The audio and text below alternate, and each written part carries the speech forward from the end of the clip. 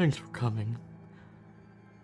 I'm pleased you could join me, especially since it must have been such a long journey to this coffee shop in such a remote, rural little town.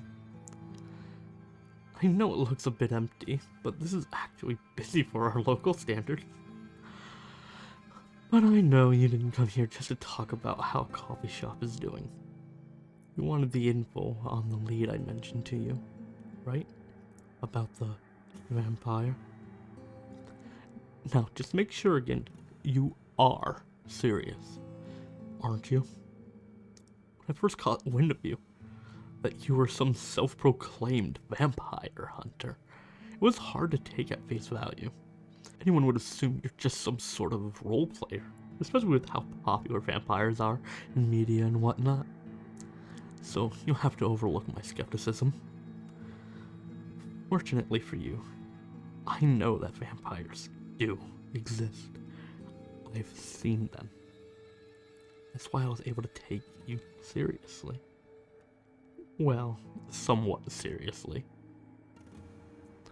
The thing is, vampires are very powerful. And however powerful you think they are, they're even more powerful than that. From lifting cars all the way over their heads, to running quickly enough to catch up to motorcycles, to shrugging off bullets. There's a lot they can do, and I'm not so sure there's much you can do against them. So, what is it you actually intend to do? What's your plan? How are you going to stop them? Because I don't really see much of a way that you can face them. You have to try anyways? You're not a very good vampire hunter, are you? Seriously, what are you going to do? Say, for instance, I was a vampire. What would you do against me? How would you stop me? Do you have some sort of magic bullet? Some sort of holy water? In a water gun or something? Oh, you need something from your bag? That's it? That little thing? A crossbow that shoots a wooden stake? I can't believe it. You barely even sharpen the stake. It's so dull. Saying you're not a very good vampire hunter was a bit of an understatement. Oh well, at least it's cute. There really is nothing you can do against me then. What do I mean by that? Oh, now you're catching on. Normally I just tease you and just give you a subtle hint, but I think that might actually go over your head. Oh, I'll just say it plainly. Why do you think I invited you all the way here out to the middle of nowhere? Sounds a lot like a trap, doesn't it? Like one a vampire would pull. I had assumed you were just coming along anyways, knowing it was a trap with some sort of ace up your sleeve, but it seems you actually were just that clueless. Now, if you hadn't caught along yet, yes, I am a vampire. Look at you freeze up. What happened to all that? I have to try anyways, talk earlier.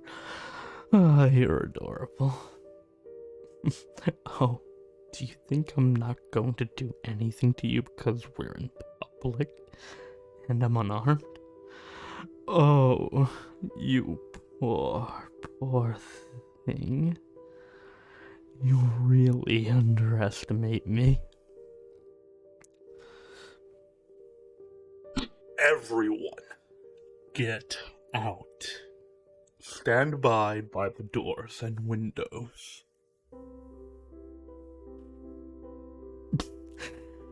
Now it's just you and me. Surprised? They're my thralls. Everyone in this town is my thrall. You see? Well, other than you, for now. We'll see how you behave.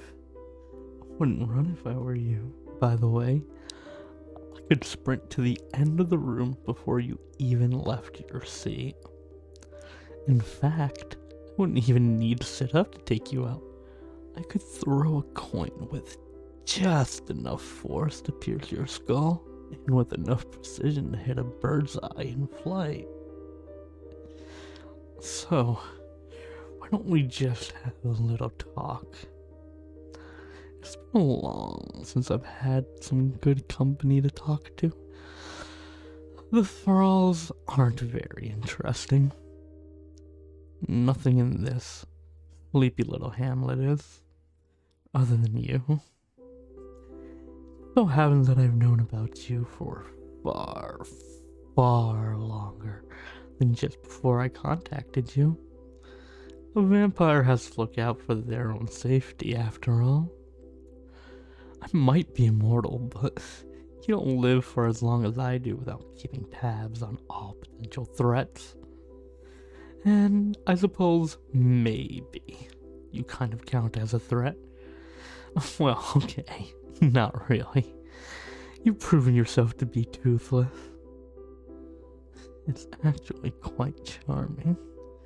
It's so nostalgic. There aren't any vampire hunters these days. No one believes in us anymore. Much to their detriment.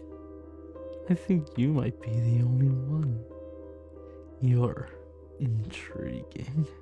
I haven't had any real entertainment in decades. Fighting vampire hunters was the only real spice in my life. They're all gone now. Except for you. You remind me of the time my life actually had some thrill in it. And true, you're not a particularly skilled vampire hunter. Once again, that's an understatement. But that's actually quite fitting. It adds to the nostalgia. The other humans weren't especially confident either. They kept on getting scammed by Common, selling fake holy water. And it's because of that nostalgia that the highlight of my lonely nights was all about stalking you. Watching you go on about your day. Scouring the internet efficiently for leads on vampires. Going to all the wrong websites. Asking questions to all the wrong people. Absolutely adorable. Not that I was stalking you in a romantic way. I can assure you, just in a tactical sort of way to keep an eye on you to see what ways you might be able to threaten me. I promise, really. That aside, I have taken an interest in you. Bask in the honor. So, without further ado, you are mine now. Here, take my hand. We'll be going to my estate, and I'm sure even if it was next door, you'd get lost without me holding your hand.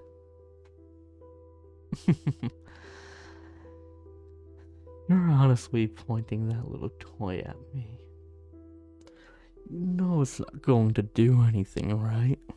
I could shrug off getting hit by a truck. Your dull little stick isn't going to be very good at penetrating me.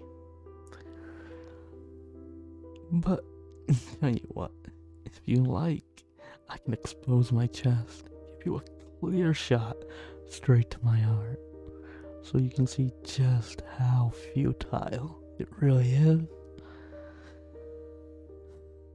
Seriously, your resistance is pointless. You're in front of a vampire, in a town consisting exclusively of their thralls. You're done. Give up. Well, I do admire it a bit, that you're willing to throw your life away facing me.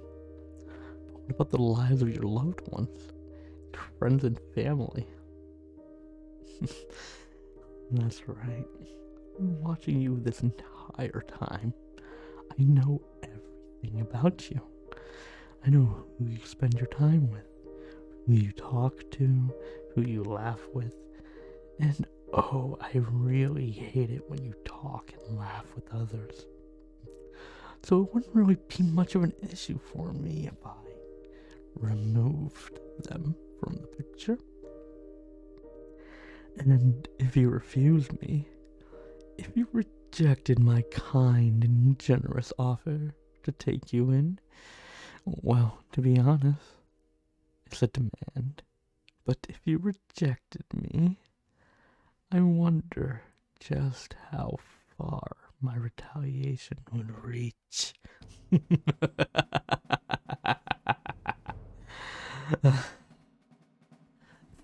Ah, that's what I like to see. The sight of you putting your hands up in surrender. It makes me want to bite down on that little neck of yours right now.